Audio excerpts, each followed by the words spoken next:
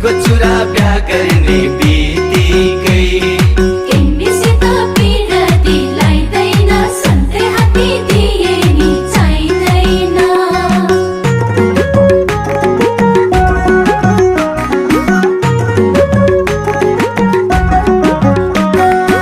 ओठ टोकी मुस्कुराउने पातली गोरीले मोहनी नै लगाई मलाई लाउरे किशोरीले साथी भाइ खेलाउँछन् काखमा छोरा छोरी